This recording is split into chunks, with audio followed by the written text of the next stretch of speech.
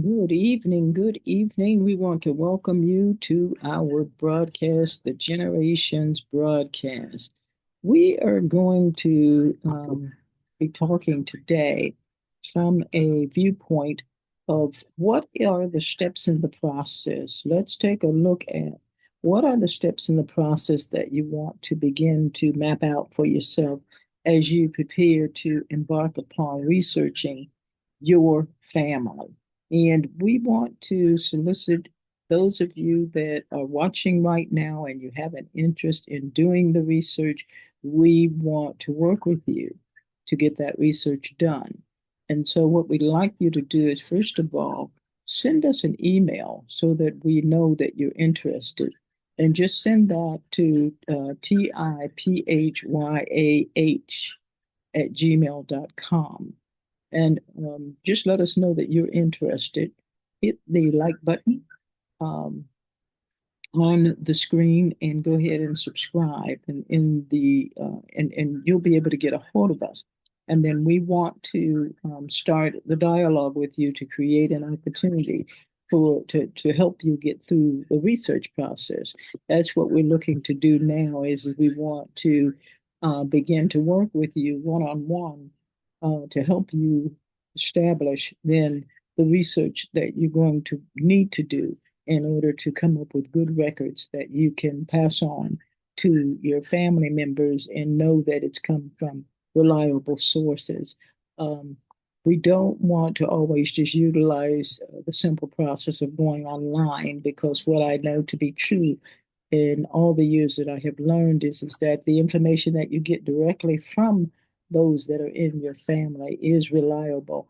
The databases that are used are doesn't always begin with the most reliable information, and so you want to start there. It's okay once you've got your foundation, then to go and pull some pieces, but you want to make sure that you're dealing with authentic information, and that's not always the case when you're going to databases that have been established now. Back in the day, we had the ability to just go in and we'll take a look at some of these research places and see what's new out there now. I'll kind of want to walk you through where these websites are because a lot of the institutions that I used to go to and walk into, for example, the United States Census Bureau is one of the earliest ones. Um, the that you could physically walk in and go in and look at the census records of your ancestors, and those records were on microfilm back then. So these databases, some have pulled those microfilm records forward, but like I said, it's always best to talk directly with your family members and make sure that the information that you're getting in these is reliable. Then you can compare what you've got to what's in the databases, but you want reliable sources for the data. And I know that there are newspaper articles, which is something that's more used now, and that data is still available. But a lot of the data now for uh, the vital records and things that are being kept in the county records or um, vital statistics divisions of institutions are the other places that you want to go when you want to look for that data. So that's what we want to do today. We're going to start the process and walking down some of these areas where you would go when you're wanting to do the family history research. And I think it'll be useful just to share some of these resources with you. And then we want you to get in contact with us and let us know. We'll be happy to team up with you and let's increase your knowledge in how to make sure that you're dealing with good, sound knowledge. So, what we're going to do um, is go into that today, and then we're going to come back next week's show. I'm excited about because we've got some things that I think will be useful, but I don't want to roll those out today. I kind of want to stick with just doing some of the research, showing you some of the websites that are out there, and we're going to kind of do this as I go and just explain the sites to you rather than in the old days, it was going around and finding, places like the LDS, which represents the Academy of Latter-day Saints. They had a set of microfilm that you could literally go to and pull up some of the information that they had. Then you've got the Native American components. You've got vital statistics offices where you're getting birth certificate information, death certificate information, marriage information. Um, and most of the marriage information is also being recorded at the census bureaus as well. The number of people in the family, even relatives, what community they lived in, what county they lived in, marriage records, when a marriage was recorded. These are the kinds of resources that you're going to want to put together, depending on how in depth you want to get about learning about the knowledge. And so there may be others out there that we'll find as we go about looking up this information that we can share. That'll be available to you as well. But I'll do my best to make sure that my experience is availed to you so that you don't get caught up in a lot of misinformation. And the worst thing in the world is to be confident in sharing information and putting together a family history book, which we will also help you do, and then finding out that the information has been pulled from a source that didn't take care of making sure that the information was confirmed either verbally or orally, and that it was solid information. So just want to take good care when you embark upon genealogy research. Okay, so we're going to go ahead, and I think I've made a few notes here, so I'm going to go ahead and share the screen and pull those up, and we're going to kind of walk in that line today to just start some of the research process on the records that I think I have done, and have done many of the family reunion books for many years, and so I'm thankful to not be new to the process, um, and I'm also more thankful that to have a passion in it, so that the work that I do, I can share with you that knowledge and be confident that you're getting the best that certainly I know.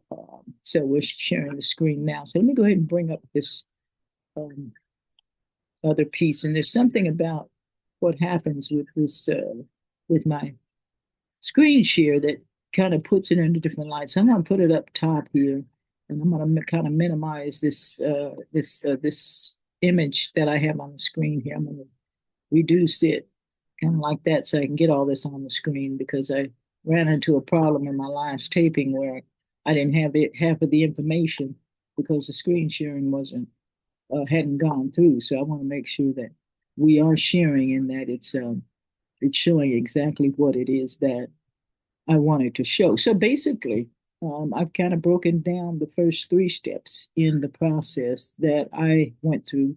Um, and my mom was my mentor. I think I said that to you before, that my mother was my mentor because she was interested in the topic and had records that she had already begun. And so that was very beneficial for me. And the other thing that was very beneficial for me was is that we had family reunions. Every We had one opposite year. One year we would have family reunions on my dad's side of the family. The other year we would have family reunions on my mother's side of the family. And so there were a lot of records there.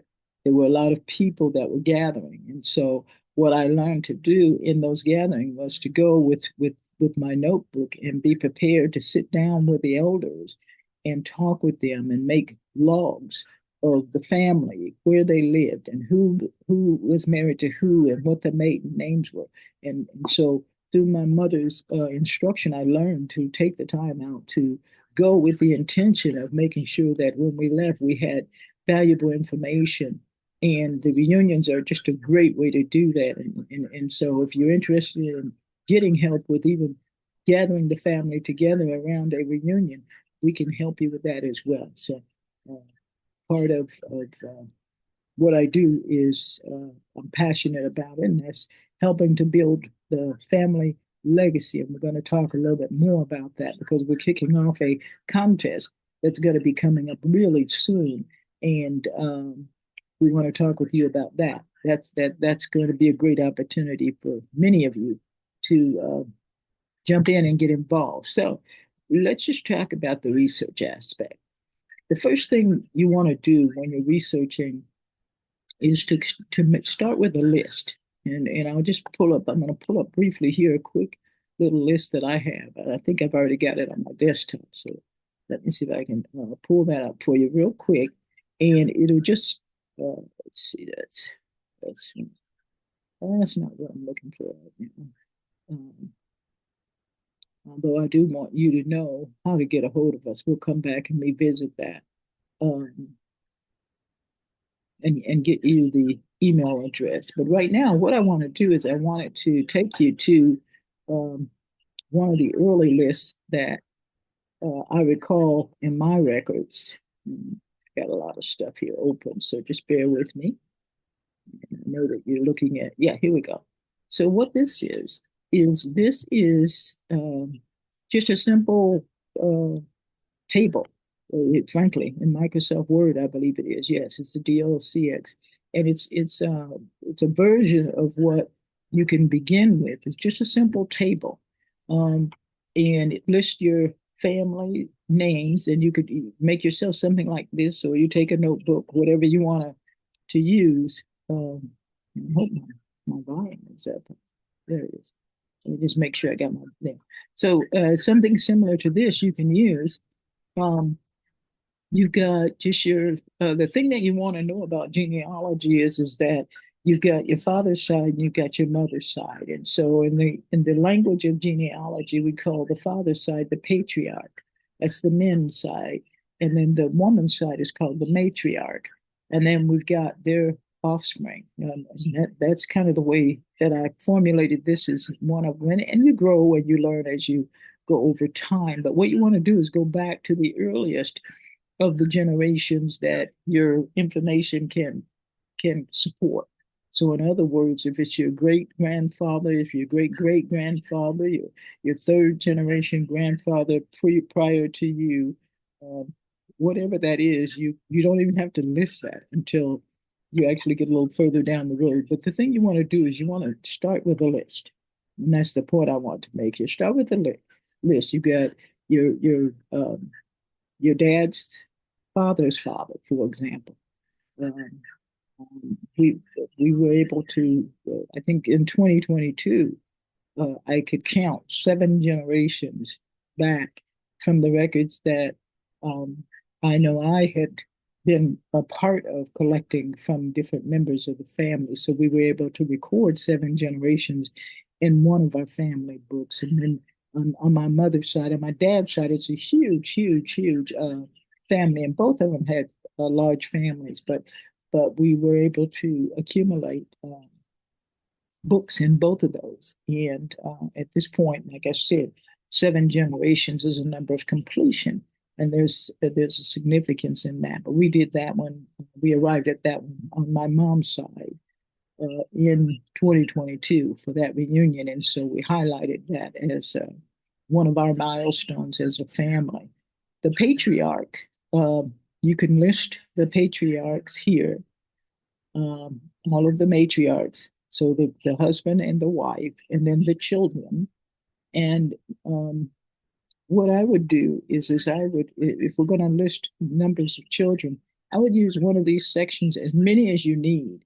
So, for example, back in in the days in the 30s, they were having a lot of kids, and even before then, there were a lot of kids because they were on the one side of the family, my dad's family, on his dad's side, his dad was a sharecropper. And on my mother's side, her father was a sharecropper. And so they had big families back then. And so you take your time and don't worry so much about, um, the format. But it just needs to be something that you are familiar enough. You can go back and you can recall and you know what you've written. That's the whole point there. Once you've gotten your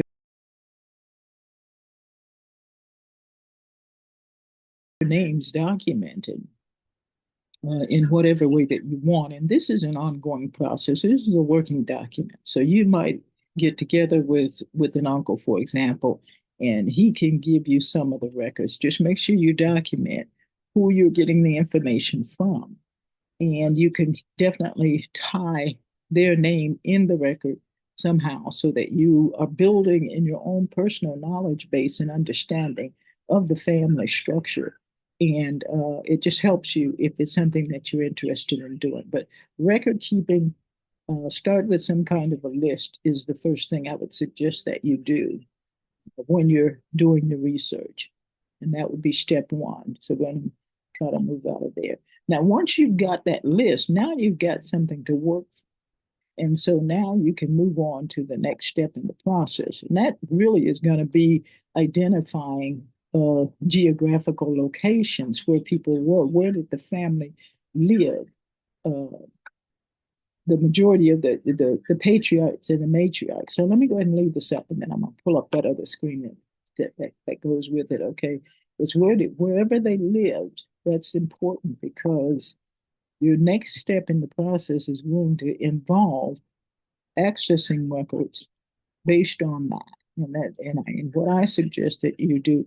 And there, like I said, this is just what I did. But there are other ways that you can go about gathering these records, but I want to give you a starting point so that you can at least begin there. And I'm going to go and check out some of these as we're talking about them so that I can bring you up to date on what's out there on these websites and help you identify it with. But anyway, so you're making the list of names. That's your first step. Then you're going to prepare to contact those who are living within the family, and that's part of making the names, the list. So you want to make contact with those in the family, make a list of names, get in touch with those persons, arrange a time to sit down with them.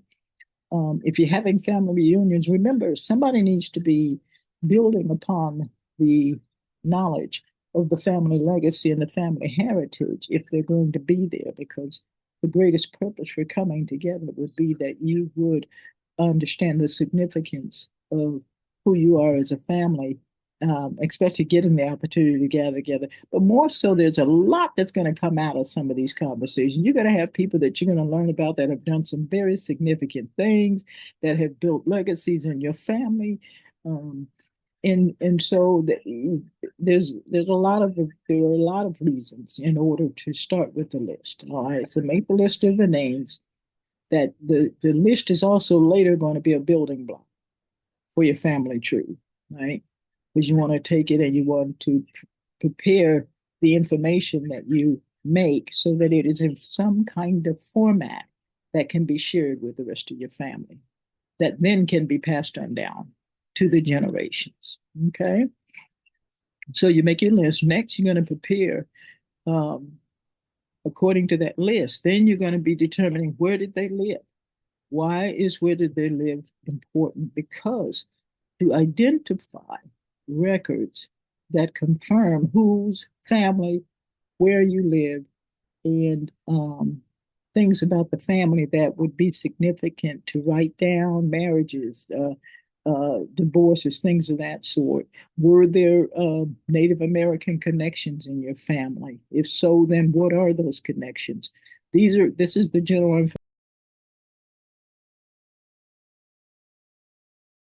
information that comes from the research and the way that I know to do it. So the one thing I do want to caution you about is that um, there are a lot of databases out there. There are a lot of online sources.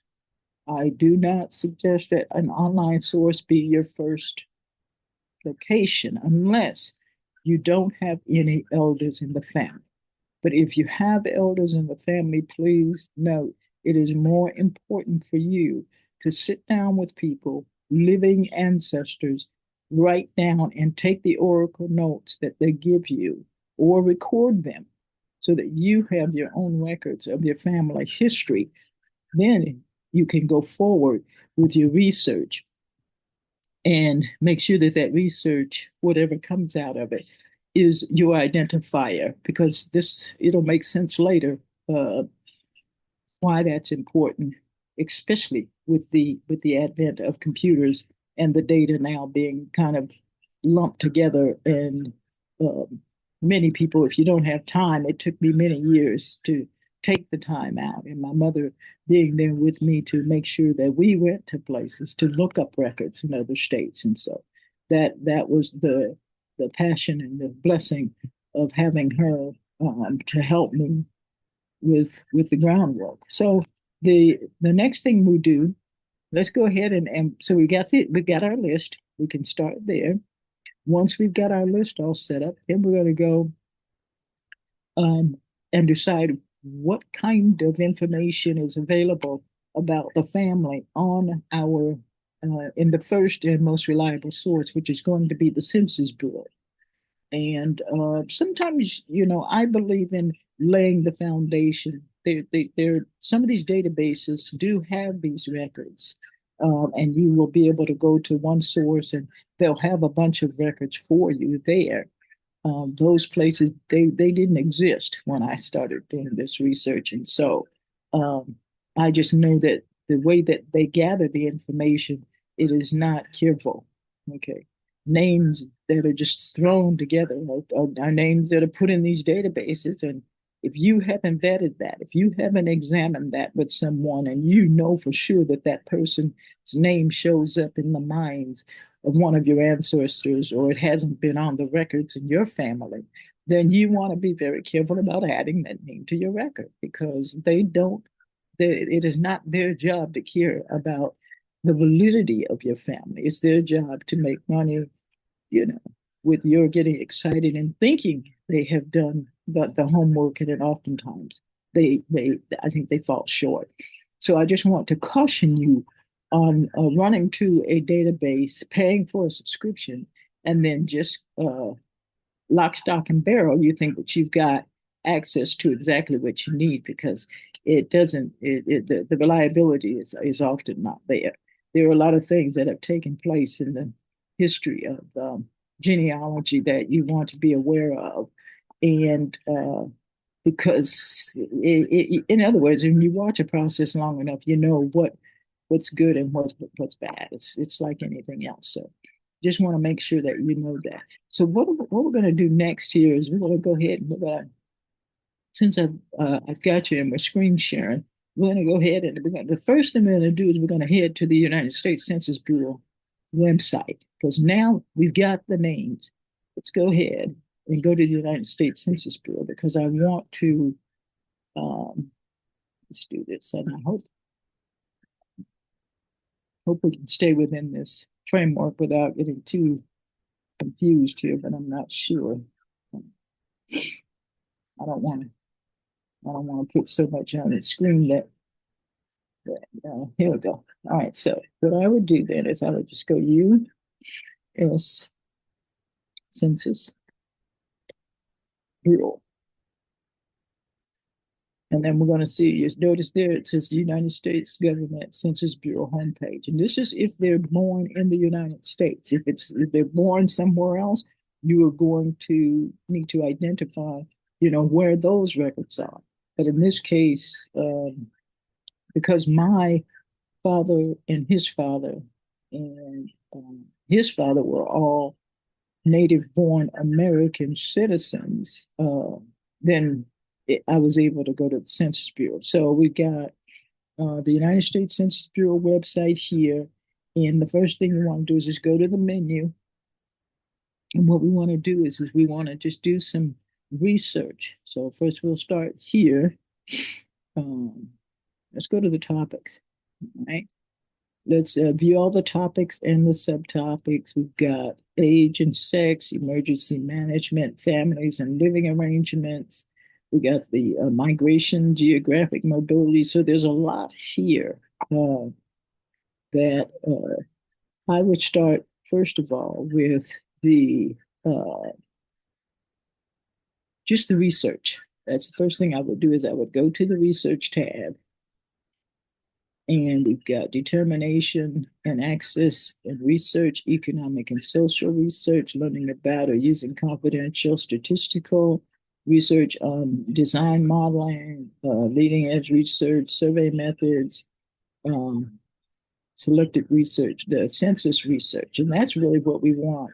Is we don't want, it says, for following up on our census research, this is the planning research, and what we're going to do is we're looking for census records that go back. So, for example, I want to go and I want to look at census genealogy. So I'll go down here to genealogy. Information collected in the census of population and housing on individuals does not become available to the public until after 72 years. Okay, so see, this is a stipulation that because they've gone um, to a database, for some reason now we've got the this. We're going to go and take a look at it because um, I know where I grew up in the state that I lived in, Colorado, we had a Census Bureau in office. And so here now we've got related sites, we've got National Archive resources for genealogies, we've got publications, Fact Finder for the Nation, availability of census records on individuals, um, other topics, you got ancestry, definition basically. Ancestry would be refers to a person's ethnic origin or descendant, the roots or heritage or the place of birth of the person or the person's parents or ancestors. So basically, ancestor, the subtopic, ancestry is listed as a subtopic under the population, overall population. And we've got computer and internet users. The U.S. Census Bureau has been collecting data on computers and internet use sporadically since 1984, you see. So all of those records that were in they've only been collecting these since on the computer since 1984. And this is the reason why I tell you to make sure that you talk with your family, talk with the elders first, start with their data before you come, because whatever they've got out there already, it may or may not be conclusive enough. But these are kind of some of the subtopics. But let's go back up here and let's see if we can't get down to within the genealogy records. The data is what we're really looking for. So um, this one's from the 1990 census. What I would do is I would start, depending on the age, I would definitely start with the census records of the 1800s. So let's just see if we can find the census records of 1880. 18. Let's see if we'll be able to get that. Let's see here. We got frequently within genealogy, we want census. Let's go with related sites. Matter of fact, let's see what else they got going on here. National Archives. So let's start with this particular one here. And this is literally what happens is you've got the research, start your family search. So starting your genealogy research, let's go ahead and see what the instructions are on that. They do have workshops. We got census records, which is what I was saying. Go back to the 1800s, for example. That most of us, well, and actually, if you're a lot younger and you, when I started, this was almost 30 years ago, right? So this is the place that I would come today. And the census records are going to be based on the information that you got in the record as to not only did you get the name, but if you can get birth records, that's even better. But just go back to the earliest member of the eldest member of the family, and then you start your research from there. So this, remember, is the National Archives, and so these records are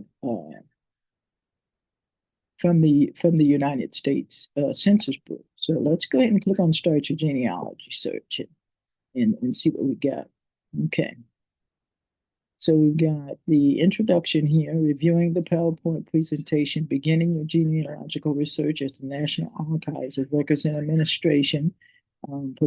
This provides an excellent introduction to most popular genealogical records. And this is a good place to start. This is where your education begins, because as you sit down and you review these materials, what you learn from the materials then is how to utilize the information that you got in that oral conversation, right? Because of that, sometimes the oral conversation, this is why the books are so important, because the more the research that has already been done has been done, then you can imagine how much you're not having to go back and learn the basics, because a lot of your information has already been captured by someone in your family, who we all have one, somebody who's interested in just that. So I would suggest the PowerPoint tutorial just to give you an overview of what you're getting ready to get into. And then you're going to introduction to the census records is going to show you, let's go ahead and take, we've got census records, we've got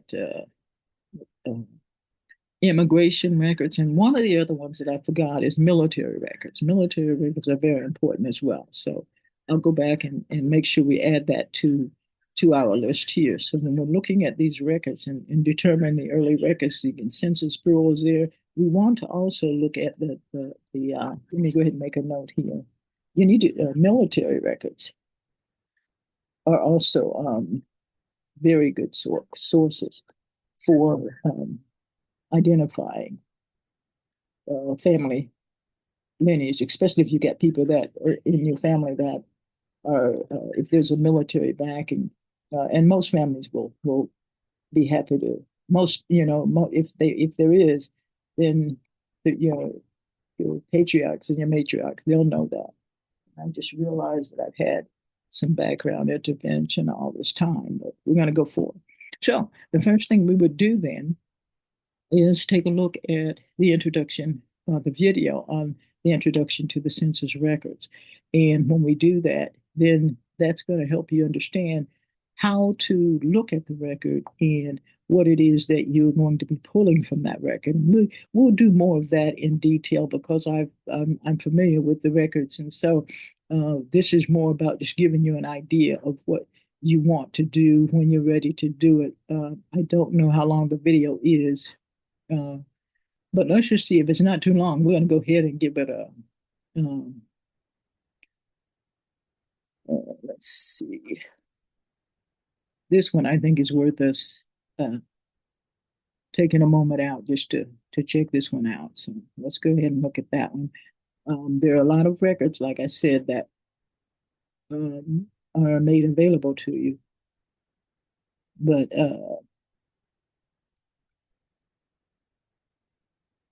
yeah, we're still recording. I'm just like, okay, something doesn't seem like my recordings or my file is recording, but we're screen sharing and we're recording.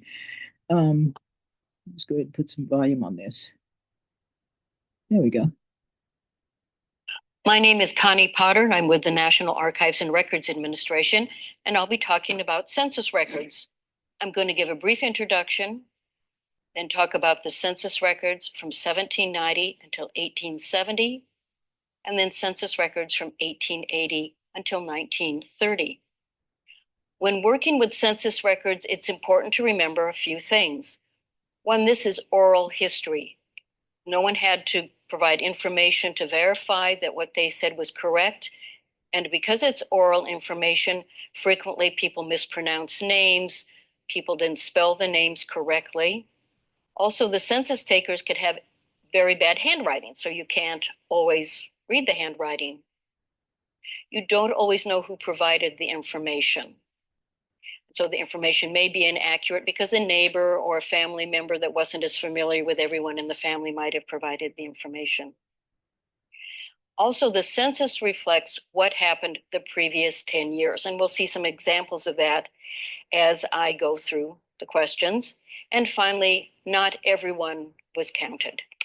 Article 1, Section 3 of the Constitution provides for taking the census, and the Constitution reads, "Representatives and direct taxes shall be apportioned among the several states which may be included within this union according to their respective numbers, which shall be determined by adding to the whole number of free persons, including those bound to service for the term of years, and excluding Indians not taxed, 3/5 of all other persons. The actual enumeration shall be made within 3 years of the first meeting of the Congress of the United States and within every subsequent term of 10 years in such manner as they shall direct by law. So the first census was taken in August of 1790, and it's been taken every 10 years since then. The census is closed for 72 years after it is taken, and they are arranged by census year, state, then county, and beginning in 1880 enumeration district. We generally recommend that you start with the most recent census and work backwards, although I'm going to start with the first census and move forwards. Census records from 1790 until 1840 generally list just the head of the household, and they give statistical information on everyone else in the household. Now, the head of the household can include a man, a woman, or an African American if they are free and the head of a household. This example from the 1790 census shows, one, the condition that some of the records were when we received them, and the person on the second line is Samuel Adams. The person on the first line is John Hancock. Samuel Adams he was one white free male, age 16 and older, and in his household was another free white male under 16. There were three free white females. There were no other people, and he held no slaves. This census took 9 months to take. Later on, it was either 2 weeks or 2 months, depending on whether the area counted was in the city or in the country. And from 1790 until 1820, the marshals who took the census used whatever piece of paper they had on hand. There were no printed forms. So using the early censuses can be a little difficult because you sometimes need to go back to the first page to figure out what the questions are. And if your ancestor's on the fourth page, you don't necessarily know what the questions are until you go back to the top of the page. In 1830, they finally printed the census schedules, but it was still a statistical summary. On line 4 is Samuel Yoder, and there are 2 males between 10 and 15, 1 between 15 and under 20, and 1 male 30 and under 40. There's 1 female under 5, and then 1 female in each of the categories 5 and under 10, 15 and under 20, 20 and under 30. So to use the records, you need to know the ages of the people in the family, but what you can also look at are the other people in the neighborhood to see if there are other families that might have been related. So you want to read the entire census page in these early censuses, or if not, the entire township or county. You can see this is a 2-page schedule, and it says at the top, by the marshal and the district from which it was taken. Beginning in 1850, they list everyone in the household, but they don't give you their relationship. But it lists the men, the women, the children, servants, and sometimes you can tell a little bit of the relationship by the occupation. For example, it might list that somebody was a servant. In 1850 and 1860, there are separate free and slave schedules. This is the 1870 census for Prescott, Arizona, and you get the name of the person, their age, sex, and race, their occupation, and where they were born. The final question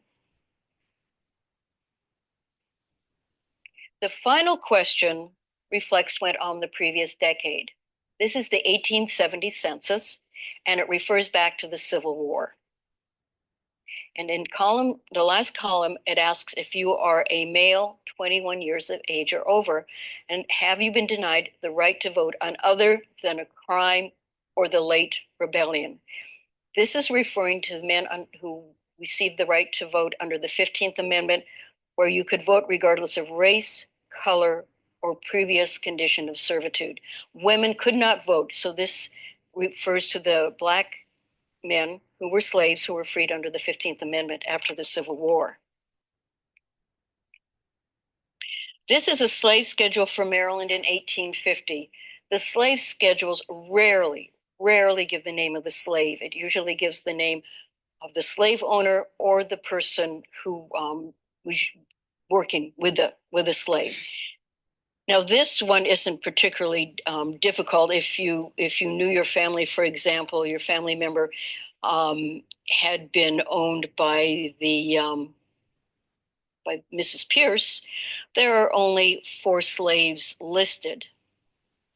But on some of the slave schedules that can go on for page and page and page, Jefferson Davis in Mississippi has many pages of slaves, and it would be almost impossible to determine using these records if your ancestor was a slave for Jefferson Davis.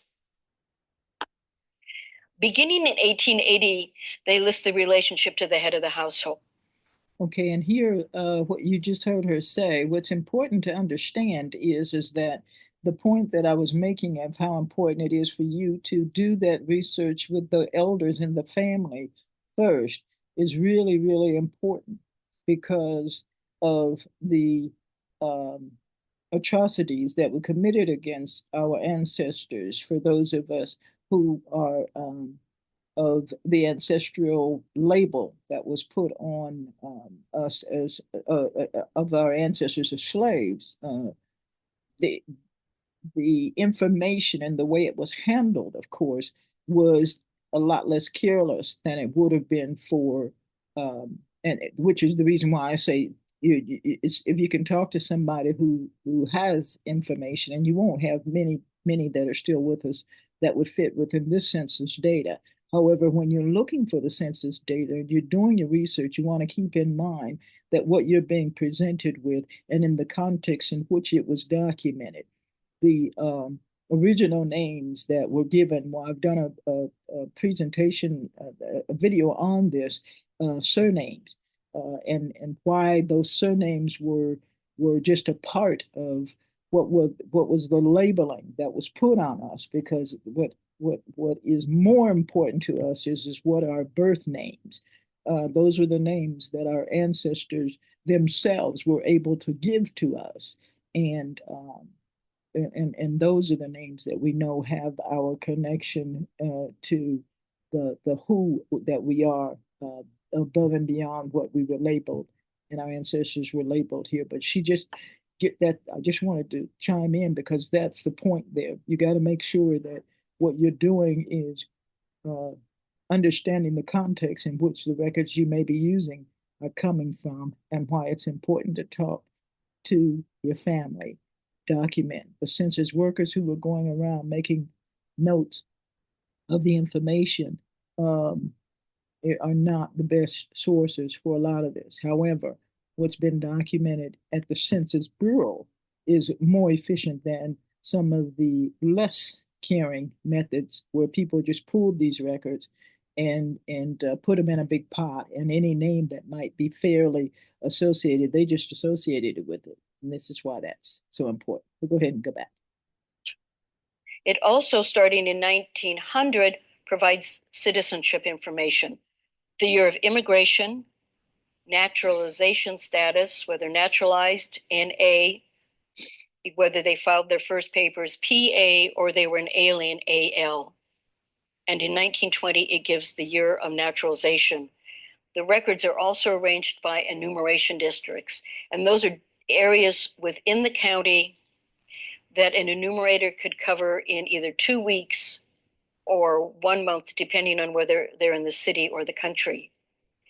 This also in 1880, for the first time, it lists in cities only the name of the street and the house number, so you can get the address beginning in 1880. 1880 census, for the first and only time, asks health questions. Was the person blind, they use phrases that we might not use now, but they ask if you're deaf and dumb, an idiot, insane, maimed, crippled, or disabled.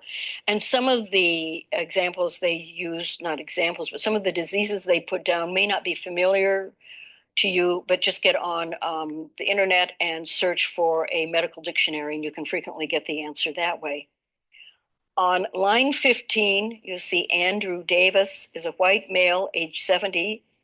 He's a ship carpenter, born in Maine, and his father and mother are both born in Maine. So you know, at least for that time, you don't need to look at immigration records. The other people in the household are Mary, a daughter, 41, a teacher, and Lucinda, also a sister, keeps house.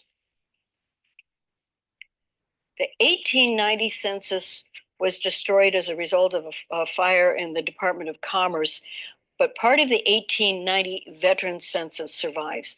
It's important to remember that the 1890 census was done by the Bureau of the Census.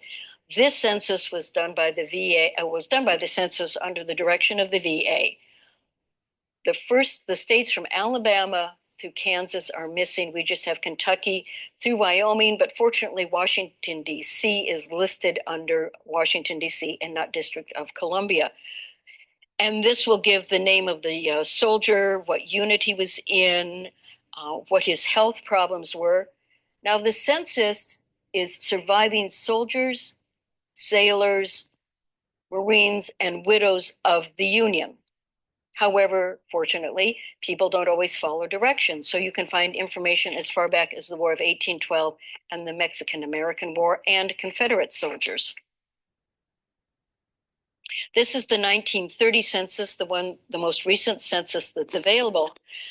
This one gives you, for the first time, how much do you pay rent, monthly rent for your house, or did you buy your house? If so, for how much? Do you have a radio? It gives the place of birth of not only the person, but the father and the mother. And this started in 1880. It also asks if you're a veteran of any wars.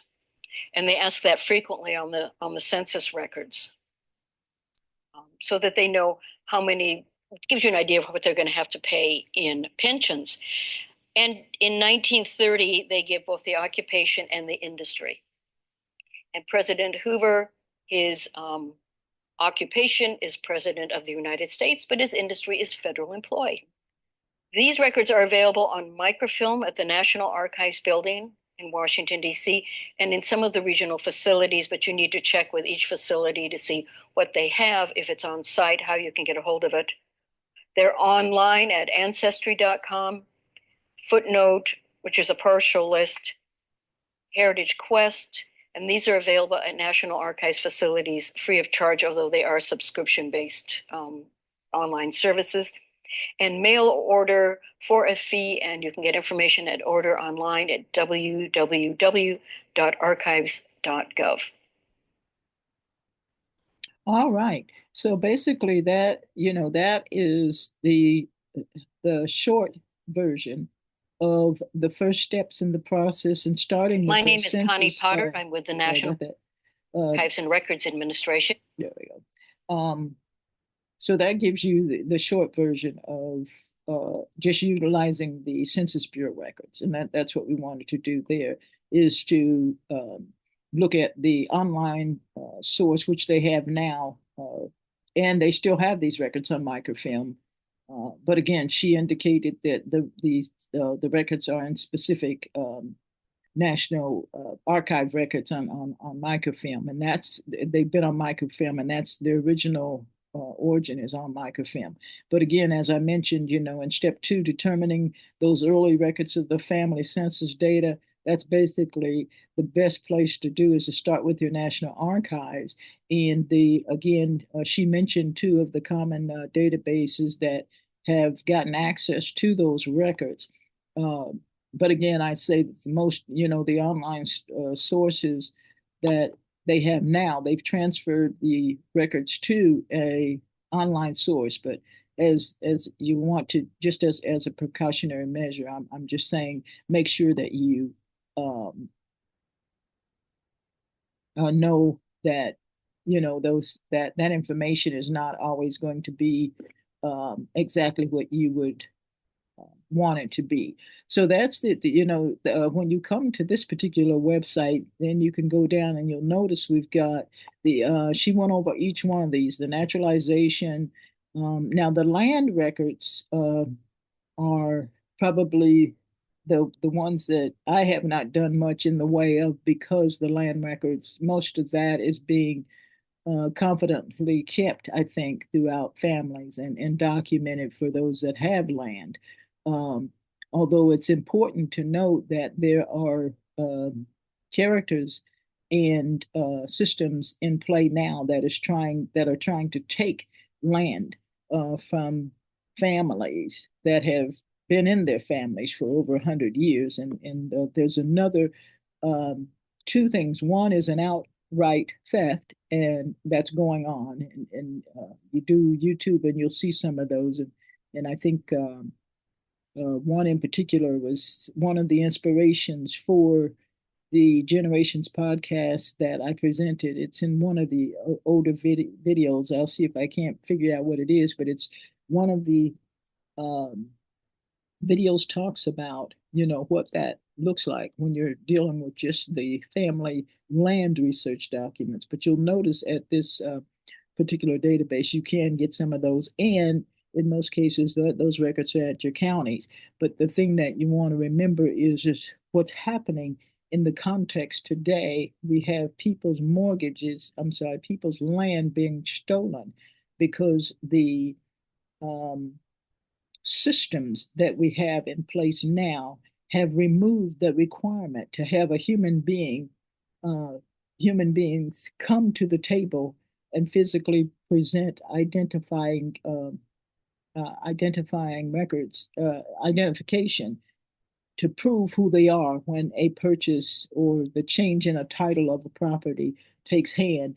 So the systems that have been in place to prevent fraud were removed. And now that they've been removed, then we've got other systems that are supposed to be regulatory agencies appearing to be baffled that people are stealing uh, people's homes because they don't have to prove uh, who they are. They can pass a piece of paper online and do that kind of theft.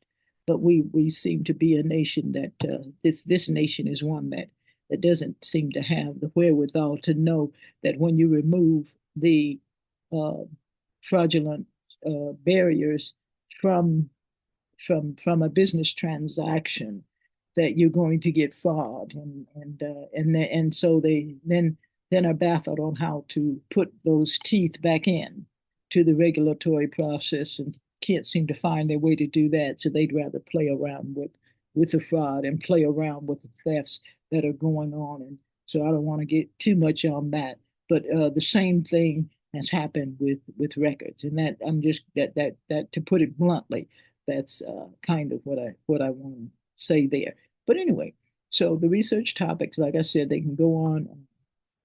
We've looked at the first place to get started, um, and then we can go to. And if you're wanting to, go even deeper, then it's certainly you can do that. U.S. Census Bureau, which is your National Archives, that's the website we just left. And then we want to. The next step would be, once you've gotten to that point, those census records are going to give you things uh, the names. You can also find marriage certificates there. If your grandparents were married or your great grandparents were married, it'll show when they got married, what county they got married in. And I have that in, and that those documents I know for sure exist, because I gathered them several years ago and have kept them and made sure that they were passed on to all of the rest of the family. But that's part of then that first two steps in the process. If you've got questions, what we want you to do is send us an email, Tiphyah, and I'm going to go ahead and drop that into um, um, well, just go ahead and Tiphyah, and I got to expand this window here and I can get the screen that I'm looking for. But so we've got, just to recap, we've got our getting our list together. Then that's step number one. And then we're going to go to find the earliest records. Now, she mentioned it's nice to work from the front and back.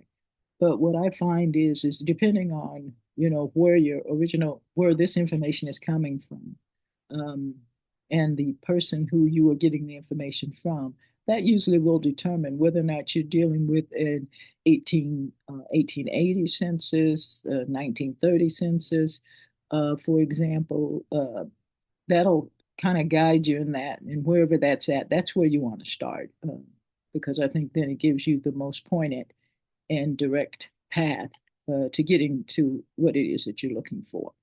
All right, so we've gone through the first two steps then today, and what we'll do is we're going to go ahead and we'll wrap up here, and then we'll come back um, in our next video. We'll start talking about the next set of records, which are going to be those vital statistics records. And this is where we're going to be getting into the things that are like the birth certificates, the death certificates, your marriage and divorce certificates. So we're going to table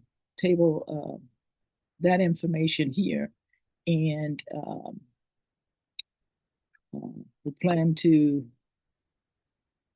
first of all say thank you for watching, and we hope that you have gained some new information today. We want you to like and subscribe if you would, on this particular channel, and we look forward to seeing you back here about this time on next week. We'll move forward on more of the genealogy research. If you're interested in being a live participant in getting your records and wanting us to help you kind of walk you through some of this, we're more than happy to help you with that. Again, be looking out. We are rolling out a contest that we're calling the vlog contest. In that contest, you will be doing just this, preparing information. It's not so much the research, it's really going to be what's already in the minds of your elders and how we can bring that to bear so that it becomes an heirloom for your family. So you're going to get the details on that as well. So we want to thank you for joining us, and we're going to go ahead and get ready to entertain any questions that you might have at this point.